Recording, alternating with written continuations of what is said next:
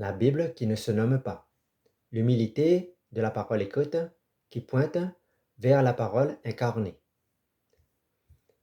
Aujourd'hui, je vais vous poser une question qui semble simple, mais qui touche au cœur de notre foi. Savez-vous combien de fois le mot Bible apparaît dans la Bible? La réponse va vous surprendre. 0 fois. Aucun prophète, aucun apôtre, aucun psaume, aucune épître ne mentionne le mot Bible. Pourtant, nous tenons ce livre dans nos mains chaque dimanche. Nous parlons de la Bible comme si c'était le nom que Dieu lui avait donné. Nous disons la Bible dit, selon la Bible, la parole de la Bible, mais la Bible elle-même ne se nomme jamais ainsi. Pourquoi Dieu a-t-il permis que le livre le plus important de l'histoire humaine ne porte jamais son propre nom à l'intérieur de ses propres pages? Ce n'est pas un hasard, ce n'est pas une coïncidence. C'est un message théologique profond que Dieu veut nous adresser aujourd'hui. Première partie, ce que les auteurs bibliques appelaient leurs écrits. Le mot Bible, premièrement, est venu après coup. Il faut comprendre ceci, le mot Bible vient du grec biblia, biblia qui signifie simplement les livres. C'est un mot qui a été créé 4 siècles après la rédaction du dernier livre du Nouveau Testament. Les auteurs de la Bible ne connaissaient pas ce mot. Moïse, David, Paul et Jean, par exemple, ne connaissaient pas ce mot. Alors eux, comment appelaient-ils leurs écrits? Deuxièmement, les noms qu'ils utilisaient. Écoutons donc ce que la Bible elle-même dit.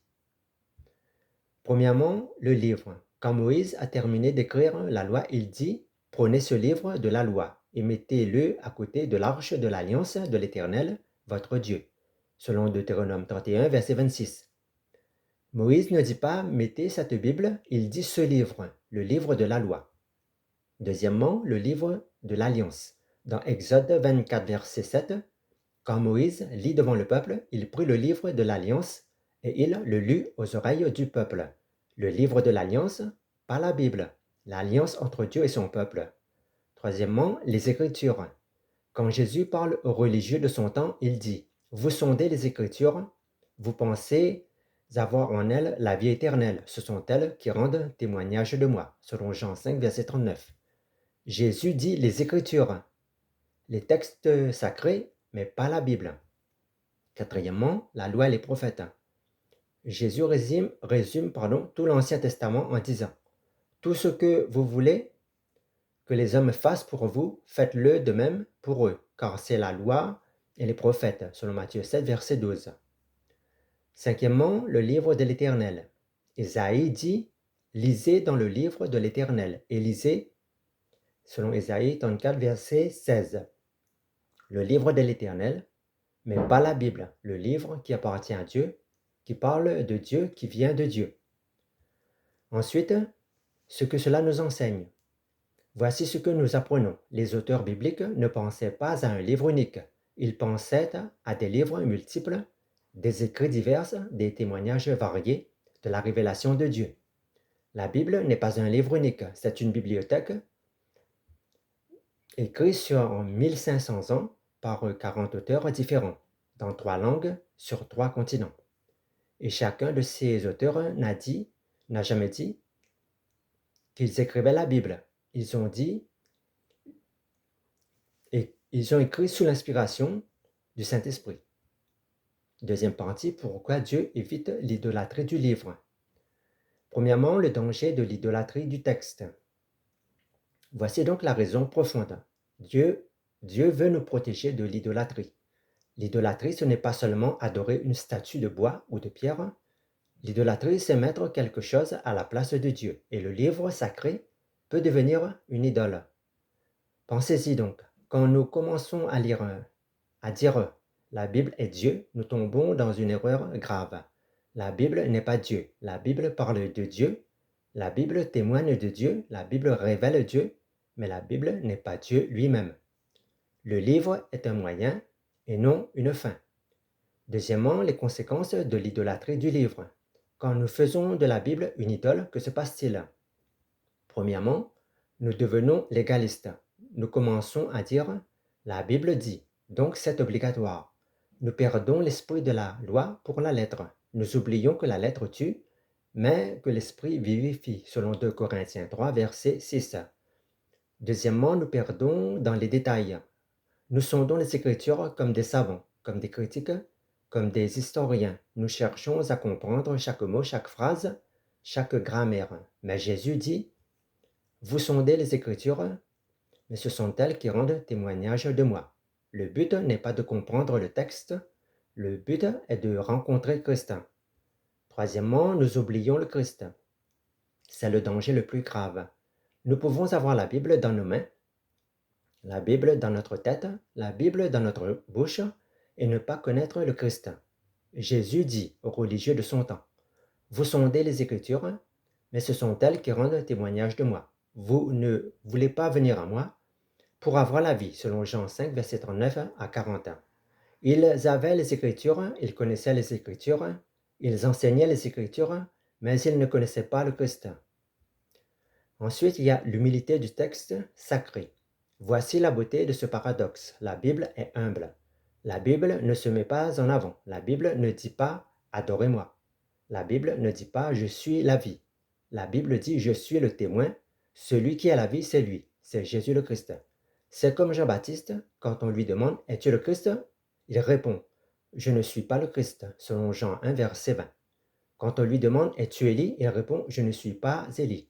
Quand on lui demande « qui es-tu ?» il répond « je suis la voix de celui qui crie dans le désert, préparez-moi le chemin du Seigneur », selon Jean 1, verset 23. Jean-Baptiste dit « je ne suis pas le Christ, je pointe vers le Christ ». La Bible dit la même chose « je ne suis pas le Christ, je pointe vers le Christ ». Il faut qu'il croisse et que je diminue, selon Jean 3, verset 30. Ce que dit la Bible, Jésus est le Christ et la Bible est le témoin.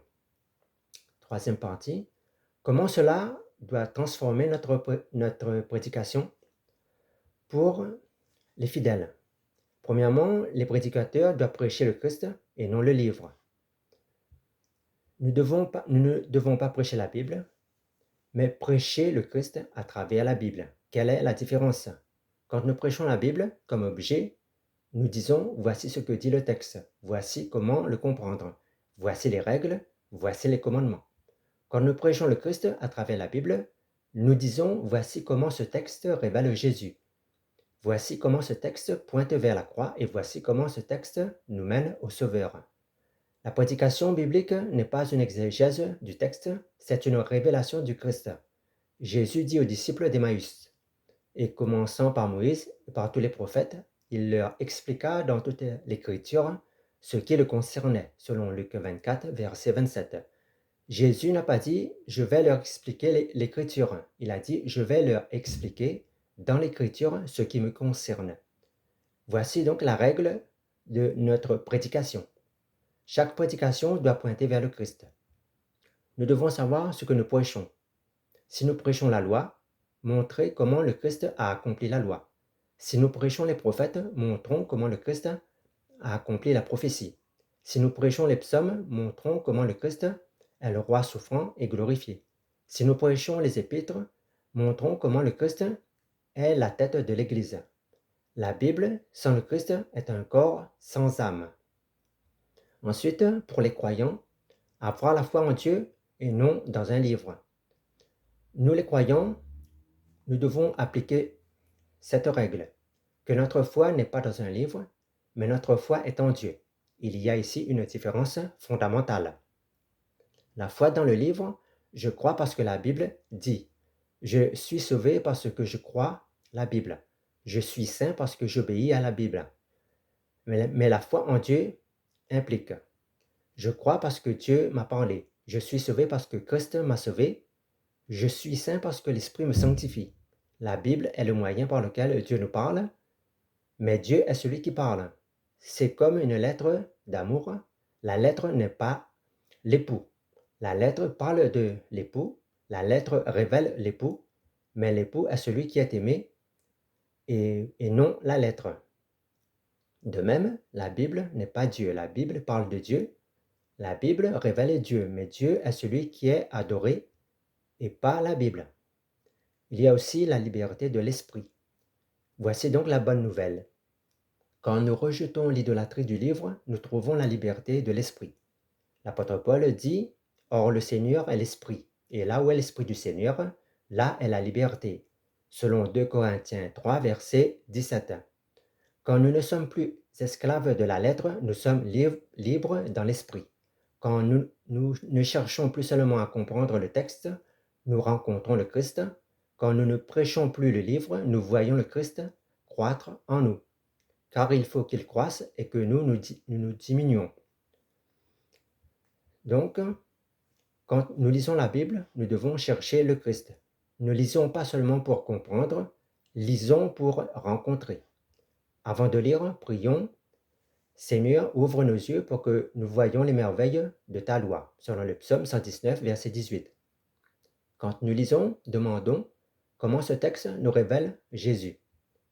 Quand nous prêchons, pointons vers le Christ. Et quand nous enseignons, quand nous partageons la parole ou que nous témoignons, montrons toujours Jésus.